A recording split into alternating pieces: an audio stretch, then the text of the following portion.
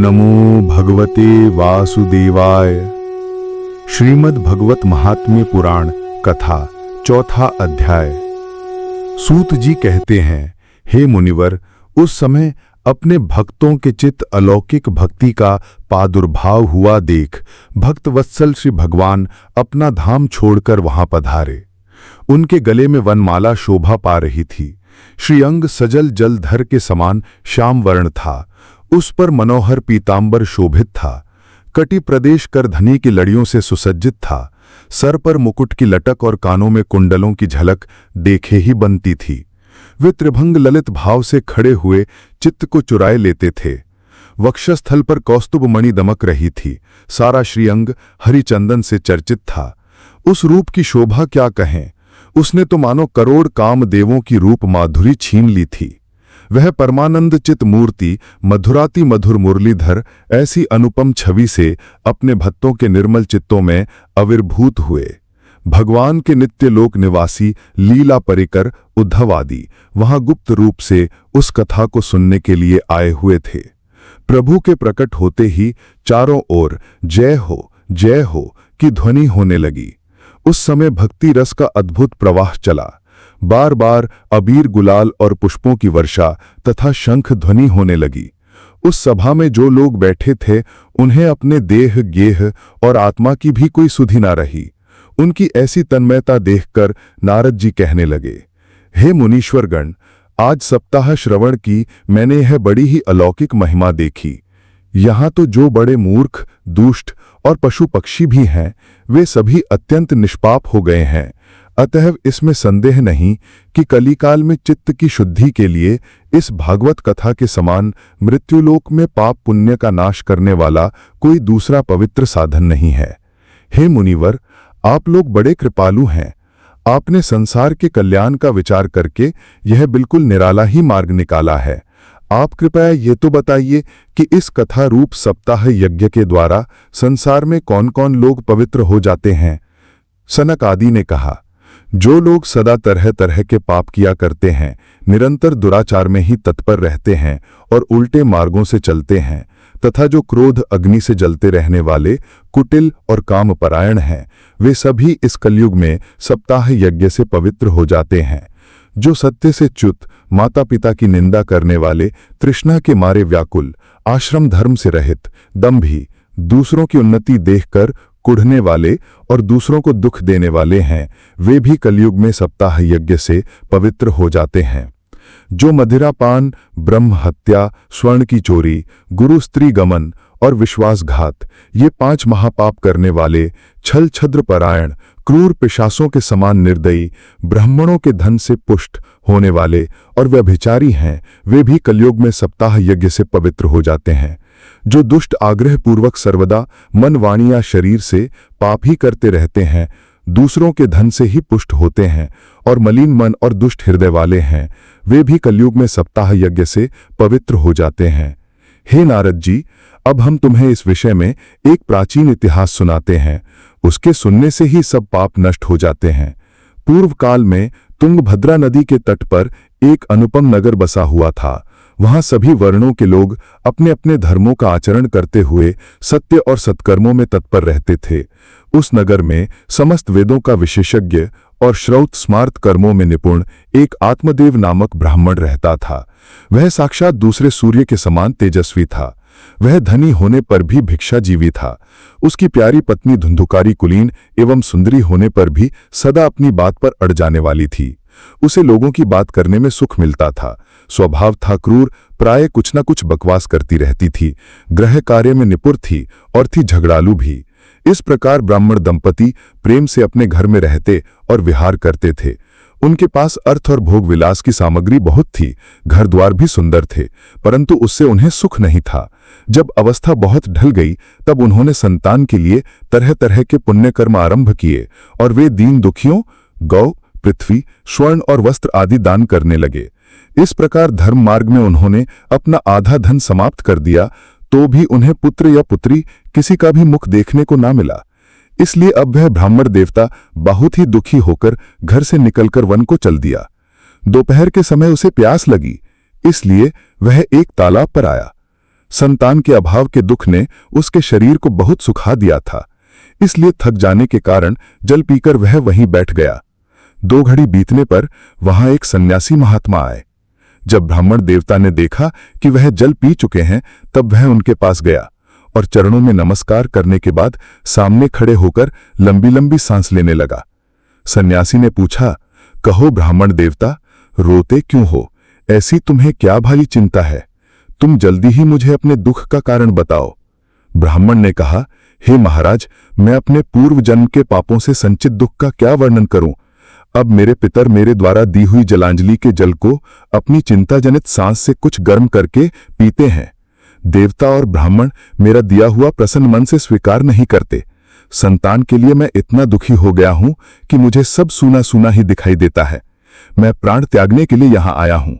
संतानहीन जीवन को धिक्कार है, संतानहीन गृह को धिक्कार है, संतानहीन धन को धिक्कार है और संतानहीन कुल को धिक्कार है। मैं जिस गाय को पालता हूं वह भी सर्वदा बांझ हो जाती है। जो पेड़ लगाता हूं उस पर भी फल फूल नहीं लगते। मेरे घर में जो फल आता है वह भी बहुत जल्दी सड़ जाता है।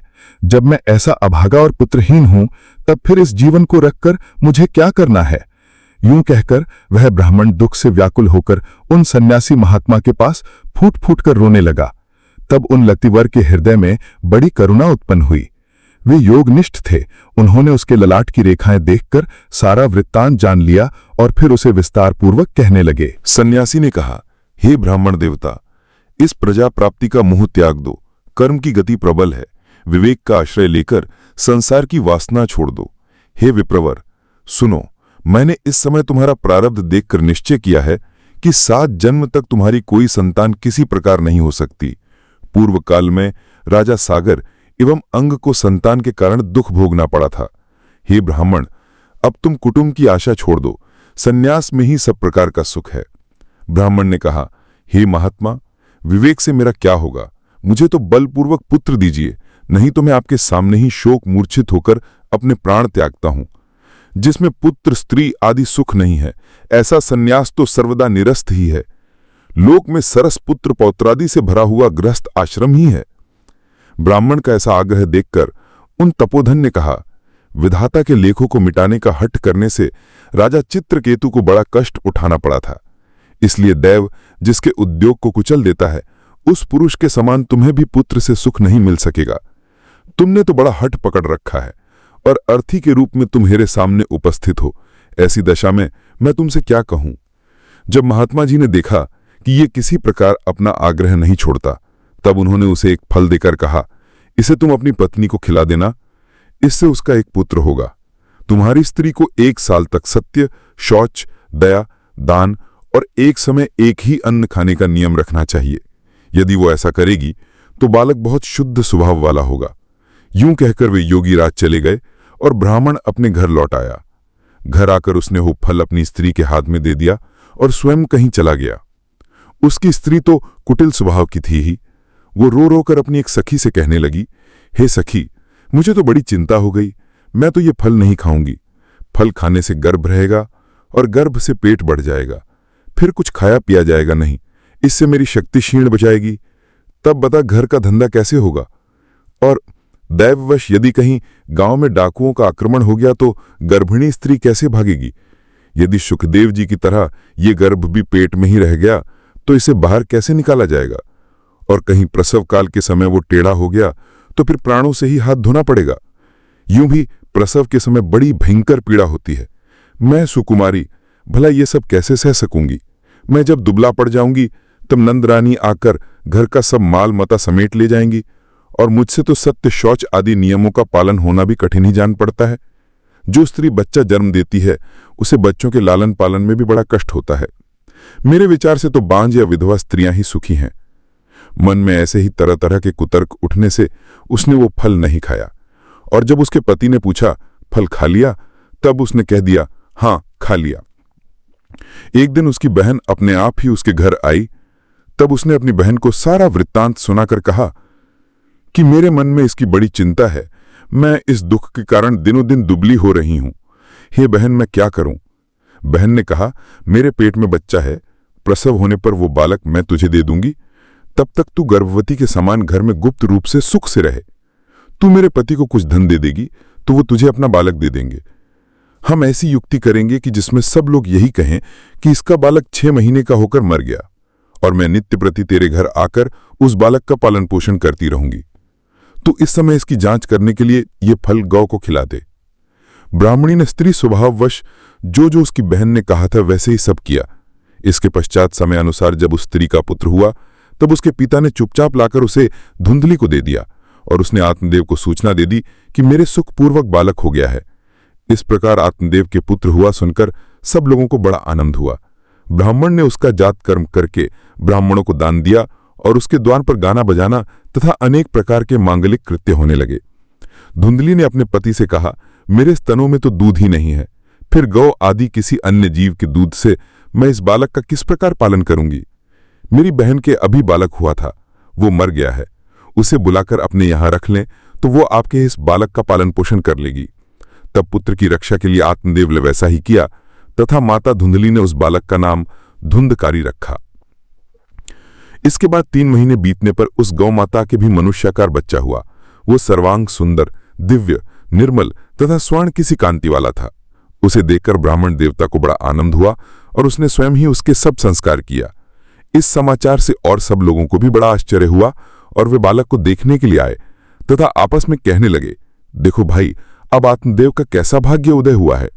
कैसे आश्चर्य की बात है कि गौमाता के भी ऐसा दिव्य रूप बालक उत्पन्न हुआ है।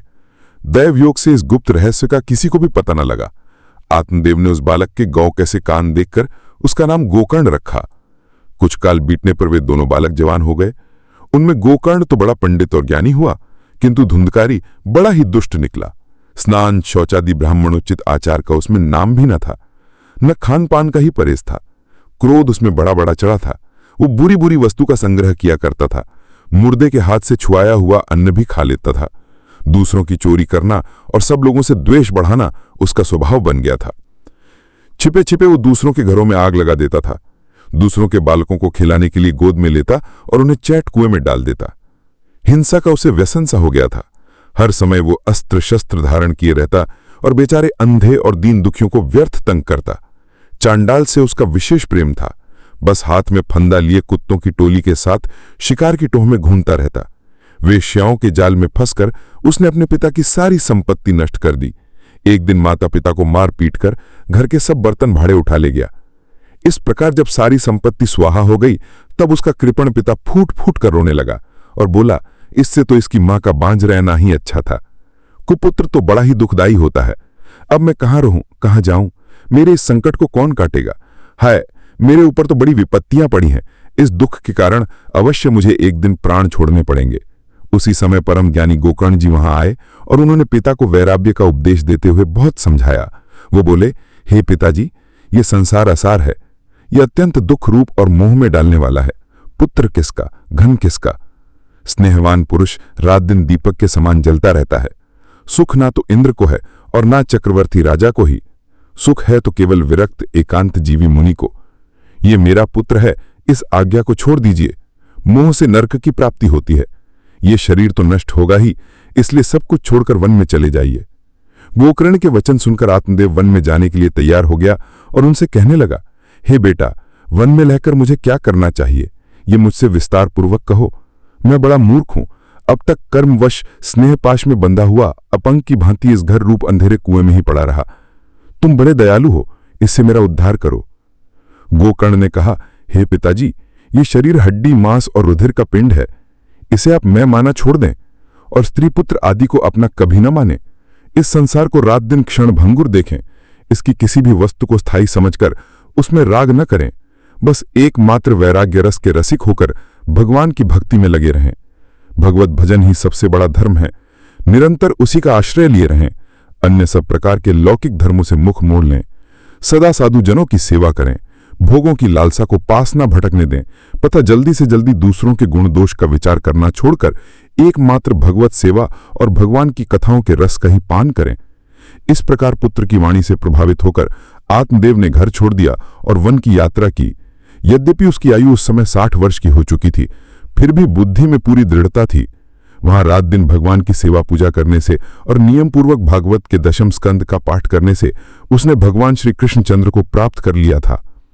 प्रिय दर्शकों, श्रीमद् भागवत कथा का श्रवण किस प्रकार सभी पापों का नाश कर देता है और भगवान को स्वयं प्रकट होने के लिए विवश कर देता है। आत्मदेव की कथा के माध्यम से यह भी स्पष्ट हुआ कि सत्कर्मों का फल कभी व्यर्थ नहीं जाता, भले ही संतान के रूप में गोकर्ण जैसा ज्ञानी पुत्र मिले या धुंधकारी जैसा दुराचारी, लेकिन अंत में विवेक ही काम आता है। 5वें अध्याय में जानेंगे श्रीमद् भागवत कथा के माध्यम से कैसी गोकर्ण धुंधकारी को प्रेत योनि से मुक्ति दिलाते हैं। हमारा उत्साह बढ़ाने के लिए चैनल को लाइक, सब्सक्राइब और कमेंट में जय श्री कृष्णा जरूर लिखें। ओम भगवते वासुदेवाय नमः।